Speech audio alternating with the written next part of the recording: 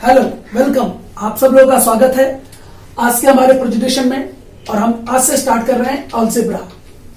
Maharashtra state board, SSC and other boards के लिए ये टॉपिक जो हम शुरू करने वाले हैं सबके लिए महत्वपूर्ण है। आज इसका पार्ट 1 है। हमारे टॉपिक का नाम है 2 चरांक वाले रेखीय समीकरण, लीनियर इक्वेशंस इन 2 वेरिएबल।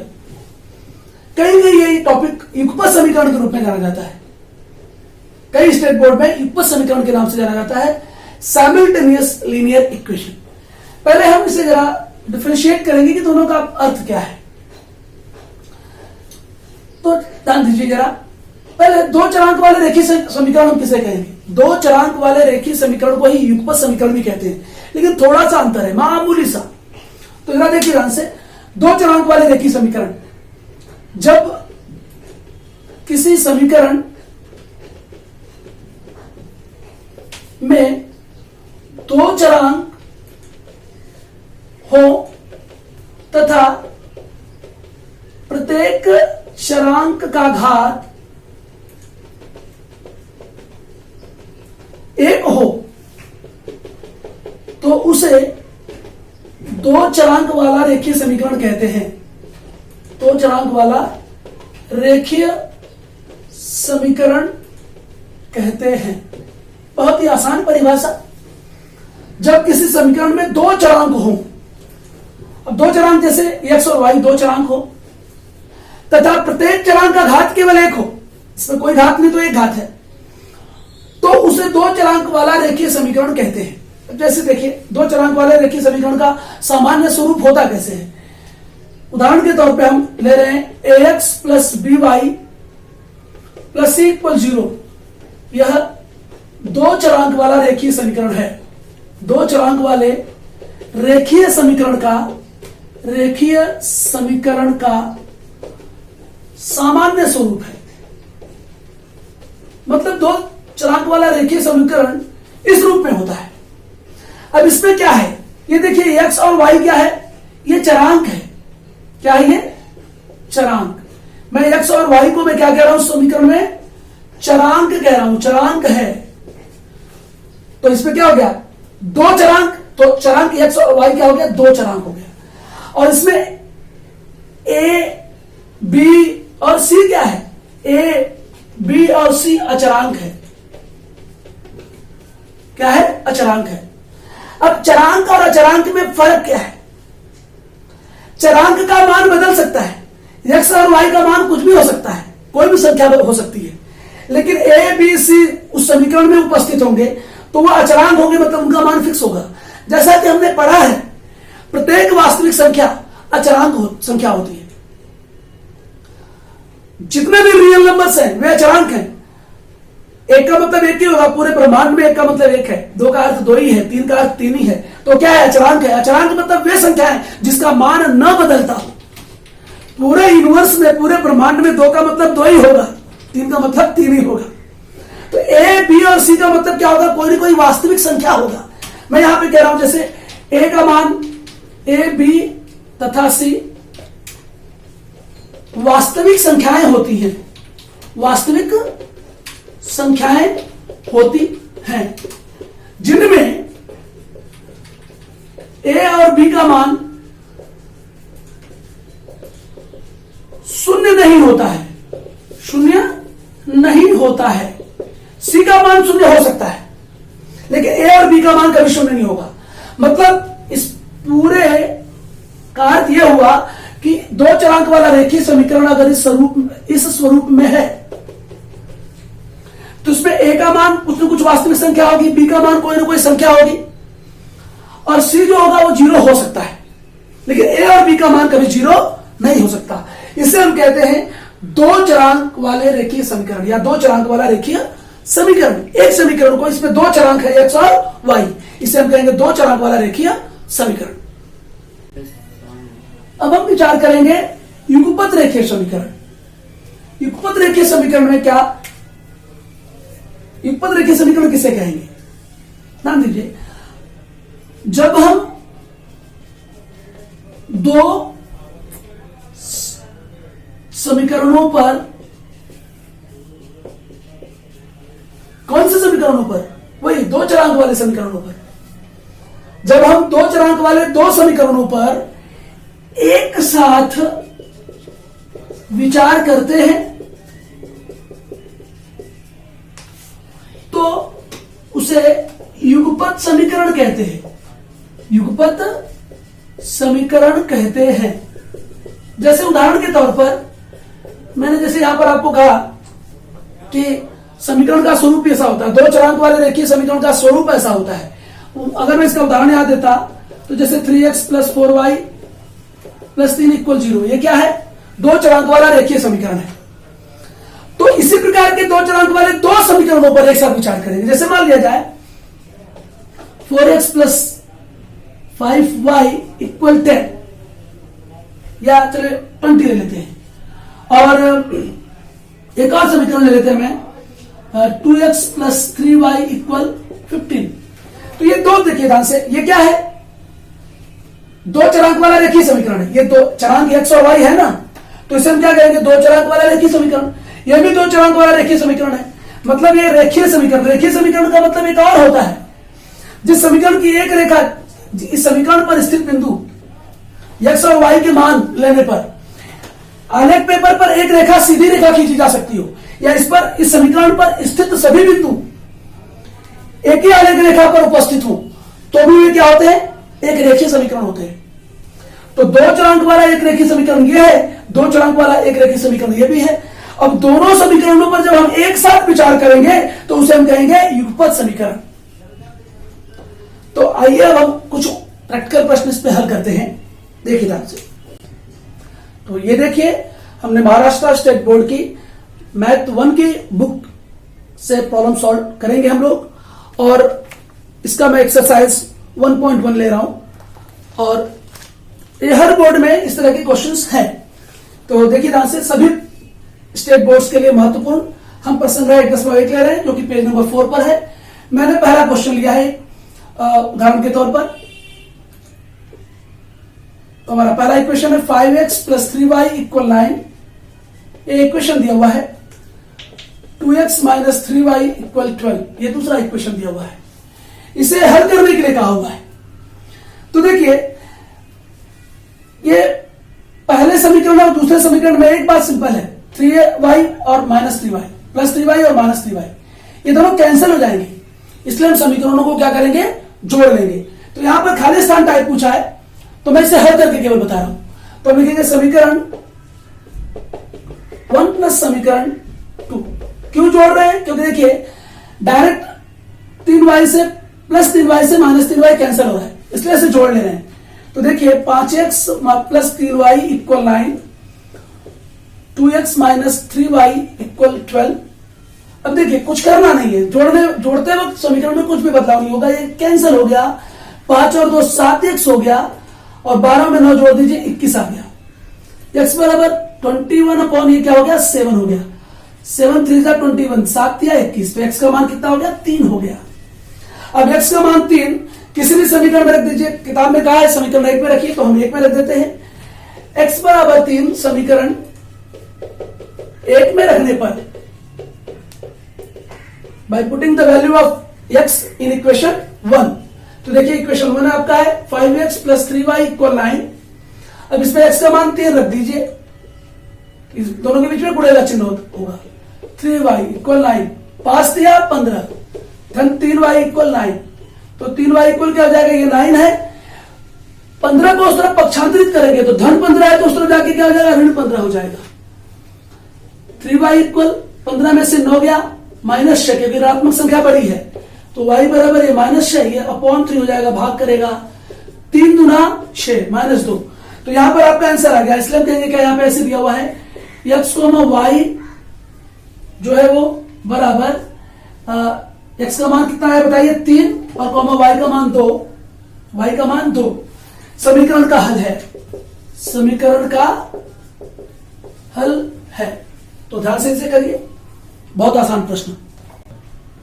ये -2 है y का मान। तो देखिए, हम प्रश्न 2 स्टार्ट कर रहे हैं। निम्नलिखित युगपत समीकरण हल करो। हम इसमें 3 टाइप के प्रश्न करेंगे, या 4, जैसा हमें मिलेगा प्रश्न। तो देखिए ध्यान से, इसमें पहला टाइप के प्रश्न है। आपके सामने दो समीकरण दिए हुए हैं, ये पहला समीकरण है और ये दूसरा समीकरण है। देखिए इसमें क्या करना है, चरांक ए और बी वाला प्रश्न है, चरांक ए चरांक बी, चरांक ए चरांक बी।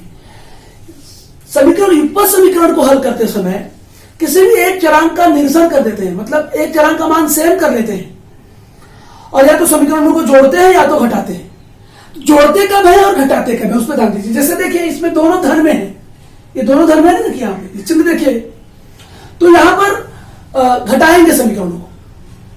पहली बात ये डिसाइड होगा कि घटाएंगे, लेकिन घटाते वक्त क्या कोई दोनों चरांक में से कौन सी संख्या चरांक के साथ सेम है। जैसे देखो 5 भी और 5 भी सेम है, तो ये पहला टाइप का प्रश्न हुआ। इसमें ये चरांक के साथ जो संख्या है ये सेम है, इसलिए सिंपल अगर इस समीकरण में से इस समीकरण को घटाएंगे तो क्या हो जाएगा, 5b से 5b कैंसिल हो जाएगा और a का मान हमें मिल जाएगा। तो पहला ये टाइप है, ध्यान देना। तो मैं क्या करूंगा, समीकरण 1 में से समीकरण 2 घटाने पर, ये देखिए मैं समीकरण 1 लिख रहा हूं, पहले ये समीकरण 1 लिख दिया, उसी के नीचे मैं समीकरण 2 लिख दूंगा, जैसा है वैसा ही। अब मैंने क्या कहा है घटाने पर, तो घटाने पर क्या होगा, देखिए इसका चिन्ह देखते हैं समीकरण 2 का, ये धन में है तो ऋण हो जाएगा, ये धन में है तो ऋण हो जाएगा, ये धन में है तो ऋण हो जाएगा। तो ये माइनस ए हो गया, ये -5 भी हो गया, ये -22 हो गया। अब 3a में से a निकलेगा तो 2a बचेगा। अब ऋण 5b धन 5b से क्या हो जाएगा, कैंसिल, बराबर 26 में से 22 निकला, 4 बचा, तो कैंसिल हो गया ना। तो आपको ध्यान देना होगा, एक चरांक सेम है संख्या के साथ तो फिर इस तरह करेंगे। अगर मान लीजिए ये प्लस है और ये माइनस होता तब समीकरण को जोड़ना पड़ता, ये भी ध्यान रखिए। तो a बराबर क्या हो जाएगा, ये 4/2 हो जाएगा, गुणे में है तो बटे में आ गया, 4 दूना 2 दूना 4, 2 दूना 4, a का मान आ गया 2। अब a का मान 2, समीकरण हम चलिए 2 में रख देते हैं क्योंकि देखिए a अकेला है, छोटा समीकरण है। तो a बराबर 2 समीकरण 2 में रखने पर, ये देखिए समीकरण 2 आपके सामने है, a + 5b = 22 है, a के स्थान पे 2 रख दीजिए, 5b + 5b = 22, तो +5b = 22 और ये 2 इस तरफ आके माइनस हो गया, प्लस है तो माइनस, 5b बराबर क्या हो गया, ये 20, तो b बराबर क्या हो जाएगा, 20/5, 5 चौके 20, 5 4 जा 20, तो b का मान कितना आ गया, 4। इसलिए a बराबर 2, b बराबर 4, यह युगपत समीकरण का हल है, युगपत समीकरणों का हल है। a = 2 and b = 4 is the root of the given equation, continuous equation। देखिए अब आपके सामने दूसरे वैरायटी का प्रश्न है। पहले वाले प्रश्न में 5b और +5b था, तो किसी न किसी एक चरांक का मान सेम था संख्या के साथ। अब इसमें देखो x के यहां पे x है, यहां पे 3x है, तो x चरांक के साथ जो संख्या है सेम है क्या, नहीं है।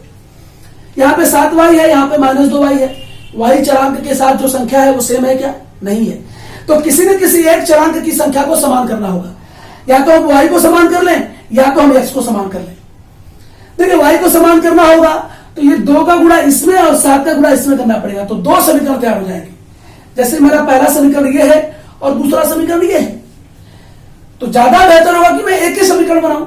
तो देखिए ये 3 है, अगर मैं 3 का गुणा x के साथ कर लूं, इस 3 का गुणा x के साथ कर लूं तो 3x हो जाएगा ये नए समीकरण में। तो 3x से 3x कैंसिल हो सकता है ना, जब सेम संख्याएं होंगी चरांक के साथ तभी वो कैंसिल होगा। तो x के साथ सेम संख्या होनी चाहिए, जैसे यहां पर 3x है तो यहां पर भी 3x होना चाहिए। तो मैं क्या करूंगा बताइए, मैं समीकरण 1 के दोनों पक्षों में 3 से गुणा करूंगा, multiplying both the side of equation 1/3। तो समीकरण 1 के दोनों पक्षों में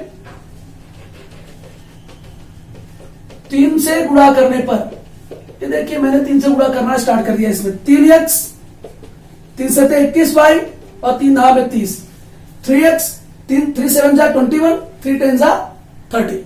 ये अगर हमारा नया समीकरण 3।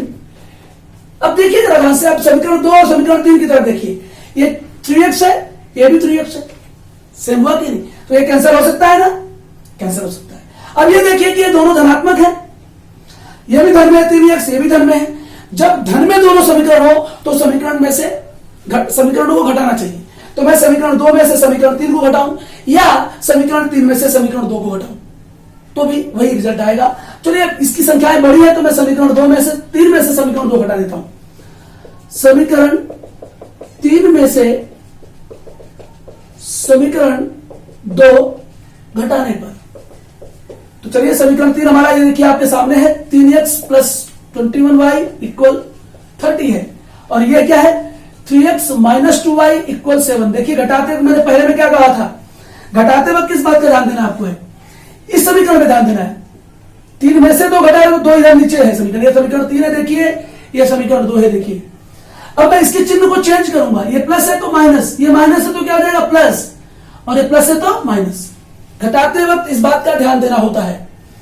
तो ये 3x से 3x कैंसिल हो गया, 21y में से 2y निकला तो कितना बचा 19y।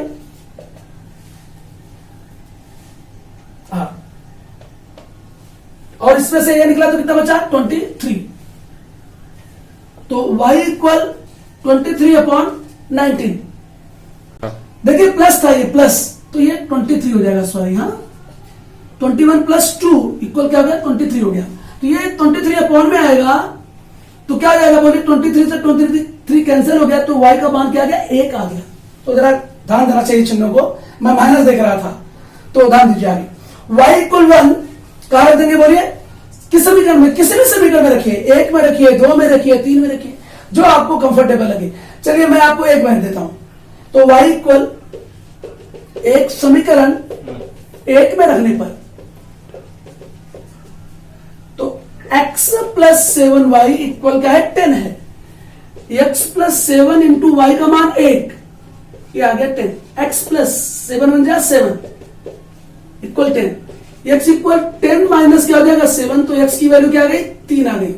तो क्या लिखेंगे उत्तर आप बोलिए, यहां पर दिख नहीं रहा थोड़ा, x की वैल्यू दिख रहा है, x की वैल्यू ये भी गई, वैल्यू 3 आ गई और x का मान 3, y का मान 1 आने पर हम आंसर क्या लिखेंगे x इक्वल 3 y इक्वल 1 समीकरण का हल है, समीकरण का हल है या इक्वल समीकरण का हल है, root of the quadratic simultaneous equation.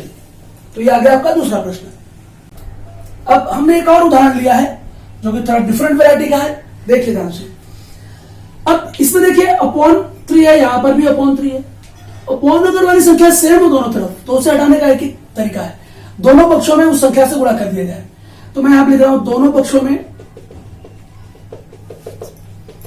3 से गुणा करने पर, देखिए मैं इसमें 3 से गुणा करूंगा तो 3 से 3 कैंसिल हो जाएगा, तो हर x बन जाए x बचेगा। इसमें 3 से गुणा करूं प्लस 3y हो जाएगा, और इसमें मैं 3 से गुणा करूंगा तो 3 से 3 कैंसिल, खाली 10 बचेगा। ये हो गया समीकरण 1। यहां पर क्या करेंगे, दोनों पक्षों में 4 से गुणा कर लेंगे। देखिए दोनों तरफ सेम है ना, दोनों पक्षों में 4 से गुणा करने पर तो मैं 4 से गुणा करूं, 4 दूना 8x हो गया, ये 4 से 4 कैंसिल हो गया, y 1 y हो गया, ये y कम y, 4 से 4 कैंसिल हो जाएगा, 11 बचेगा। ये आ गया समीकरण 2। अब देखिए ध्यान से, आपके सामने समीकरण 1 और समीकरण 2 एकदम सिंपल फॉर्मेट में। इसके पहले वाले सवाल में हमने x को कैंसिल किया था एक प्रश्न में, इस बार हम y को कैंसिल करते हैं। ये देखिए दोनों समीकरण धन में, धन में तो एक बात पहले डिसाइड होगी कि हमें घटाना होगा, ठीक है, लेकिन 3y से क्या y कैंसिल होगा, नहीं होगा। इसके लिए हमें समीकरण जो 2 है उसके दोनों पक्षों में 3 से गुणा करना पड़ेगा ताकि ये 3y हो जाए। तो समीकरण 2 के दोनों पक्षों में 3 से गुणा करने पर, हमने 3 से गुणा करना, इसमें 3 बटे 24x, 3y और 11 दिया 33। ये हो गया आपका समीकरण 3, इक्वेशन 3। 3 जा 24, 3y, 3 11 जा 33। नाउ अब देखिए ये 3y और ये 3y सेम हो गया, तो मैंने क्या कहा घटाएंगे, घटाएंगे तो क्या करना है, इसकी संख्या बड़ी है तो बड़ी संख्या में से छोटी घटाना अच्छा होता है। तो मैं समीकरण 3 में से समीकरण 1 को घटाऊंगा, समीकरण 3 में से समीकरण 1 घटाने पर तो 24x प्लस 3y इक्वल 33 है, और ये ले लीजिए x प्लस 3y इक्वल क्या है 10 है। अब देखिए 3y सेम है, इसलिए उसका निरसन हो जाएगा, कैंसिल हो जाएगा वो, माइनस, प्लस है तो माइनस, प्लस है तो माइनस, प्लस है तो माइनस, बार बार ये बात समझाया जा रहा है आपको है। मैंने समीकरण 3 में से समीकरण 1 को घटाया है। अब देखिए ध्यान से, 24 में से x निकलेगा तो 23x बचेगा, ये कैंसिल हो गया। 33 में से 10 गया 23, तो x बराबर क्या हो जाएगा 23 अपॉन ये 23 हो जाएगा। तो 23 से 23 करके क्या बचा, 1 बचा। x का मान क्या आ गया, 1 आ गया। x बराबर 1 किसी भी समीकरण में रख दो, चलो मैं 1 में रख देता हूं इस बार भी। तो x बराबर 1 समीकरण 1 में रखने पर अब आपके सामने क्या है समीकरण 1, देखिए x plus 3y equal 10। x का मान 1 रख दिया, 3y ये 10 है, ये 3y है। 1 को उस तरफ पक्षांतरित करो तो -1 हो जाएगा, जाकर +1 है तो -1 हो जाएगा। 3y बराबर 10 में से 1 गया 9 हो गया, y बराबर 9 और ये गुणे में है तो बटे में आ जाएगा। 3 3 9, 3 3 9, y का मान क्या आ गया 3 आ गया। तो x का मान 1 और y का मान 3, यह इक्पत समीकरण का हल है। इसलिए उत्तर में लिखेंगे x बराबर 1, y बराबर 3, यह समीकरण का हल है, समीकरण का हल है, रूट ऑफ द इक्वेशन। तो ये हो गया आपका नेक्स्ट थर्ड क्वेश्चन। अब हम अगली वैरायटी करेंगे। देखिए इसे हल कर लीजिए अच्छी तरह से, मैं अरेंज कर रहा हूं बस। आज का हम ये लास्ट वैरायटी आपके सामने कर रहे हैं इस क्वेश्चन का, लास्ट टाइप का क्वेश्चन आज का नीट का है। देखिए ये भी बहुत ही अच्छा बेहतरीन तरीका है इसका। ये चरांक x के साथ वाली संख्या 99 यहां पे चरांक y के साथ आ गई। देखिए ध्यान से, चरांक x वाली संख्या चरांक y के साथ आ गई समीकरण 2 में, और चरांक y वाली संख्या चरांक x के साथ आ गई। देखो समीकरण 2 में चरांक x वाली संख्या चरांक y के साथ और चरांक y वाली संख्या चरांक x के साथ आ गई। जब ऐसा हो तो हम क्या करेंगे, इसका सिंपल तरीका यह है कि पहले समीकरण 1 और 2 को जोड़ लिया जाए और समीकरण 3 बना लिया जाए। उसके बाद समीकरण 1 में से समीकरण 2 हटा दिया जाए और समीकरण 4 बना लिया जाए। और समीकरण 3 और 4 को हल करने पर बड़ी आसानी से x और y का मान आप निकाल सकते हैं। तो देखिए कैसे ये तरीका इसका।